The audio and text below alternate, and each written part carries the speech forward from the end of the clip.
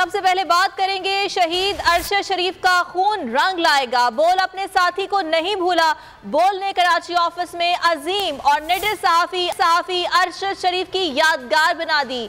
CEO बोल शुएब शेख ने कहा, हम अरशद शरीफ शहीद को कभी नहीं भूलेंगे और ना ही किसी को भूलने देंगे।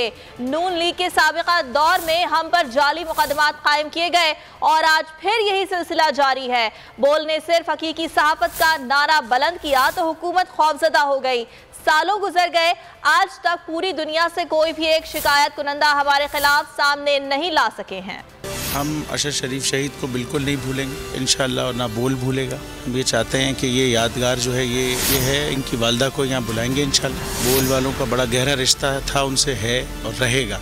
समी इब्राहिम साहब, इमरान रियाज, सिद्दीक जान, ये सब लोगों का क्लोज उनसे रिश्ते, सबको हम यहाँ बुला के चाहते हैं कि कराची में भी उनकी याद बहुत जल्द उस तरह से मनाई जाए जैसे इस्लामाबाद वाले लोगों ने मनाई। तो और ये यादगार तो अब यहाँ रहेगी इंशाअल्लाह ताला। ये उनकी वालदा से हमने इनॉग्रेट करा दी। जी, ये जो जाली केस है ना, ये हम पे उस वक्त बनाए गए थे जब हुकूमत यही थी, इन्हीं लोगों की हुकूमत थी ना। जाली केस बनाए इन्होंने, हम पे नारा लगाया था हकीकी सहाफत का, कि बोल आ रहा है और हकीकी सहाफत करेगा। उस नारे ने इनमें थलथली मचा दी। 90% लोग जो सहाफी थे ना पाकिस्तान के, उन्होंने अप्लाई कर दिया था बोल में। इसलिए नहीं कि हम बड़े अच्छे पैकेजेस दे रहे थे, बल्कि इसलिए कि हर सहाफी अंदर से हकीकी सहाफत करना चाहता है और ये उनको परेशान कर रहा था। तो इन्होंने जाली केस ये बनाए, और ये जाली केस इनको, मैं नहीं कह रहा इस केस को जाली केस, इनको पाकिस्तान में क्या पूरी दुनिया में एक ऐसा शिकायत कुंदा नहीं मिला, एक ऐसा कंप्लेनेंट नहीं मिला जिसने ये कहा हो कि हमारे साथ फ्रॉड हुआ है। तो ये खुद ही बन गए कंप्लेनेंट, और ये खुद ही इन्होंने खुद ही इन्वेस्टिगेशन की, उसकी खुद ही तफ्तीश भी की, यानी कि कंप्लेनेंट भी है, इन्वेस्टिगेशन ऑफिसर भी है। और इन द एंड इन्होंने फिर उसके बावजूद ये कोर्ट में जमा कराया कि जी ये केस जाली केस था और इसमें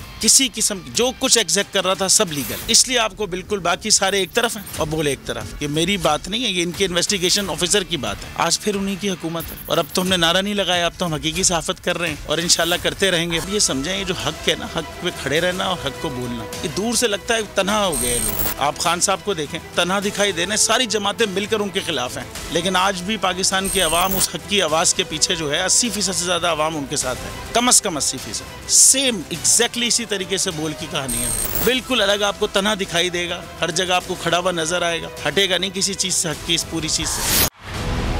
बोल जो कि हकीकी सहाफत के सफर पे गामजन है,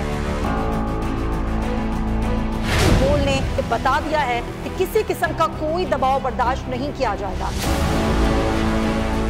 बोल वो वाहिद इदारा है जो अपने एम्प्लॉयज के लिए खड़ा होता है, हकीकी सहाफत के लिए, क्योंकि बोल है हक और सच के साथ। ये पाकिस्तान में पहली दफा हुआ है कि बोल न्यूज ने रिकॉर्ड बनाए हैं। आज के दौर में, डिजिटल मीडिया के दौर में, आप किस साइट को ब्लॉक करेंगे? इनका बस नहीं चल रहा कि हर उस आवाज को बंद कर दें जो सोच थोड़ी सी भी इख्तलाफ की गुंजाइश पैदा करने की कोशिश करे।